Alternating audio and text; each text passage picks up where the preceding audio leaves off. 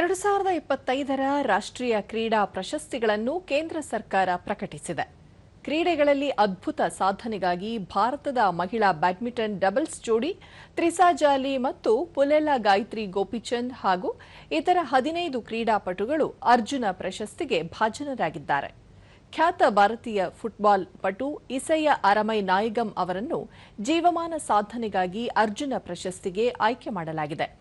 Athletics ತರಬೇತುದಾರ ಪರ್ವೇರ್ Singh, boxing ತರಬೇತುದಾರ ಚೊಟ್ಟೆಲಾಲ್ ಯಾದವ್ ಮತ್ತು ಶೂಟಿಂಗ್ ತರಬೇತುದಾರ ನೇಹಾ ನಂದಕುಮಾರ್ ಚೌಹಾಣ್ ಅವರು ದ್ರೋಣಾಚಾರ್ಯ ಪ್ರಶಸ್ತಿಗೆ ಭಾಜನರಾಗಿದ್ದಾರೆ.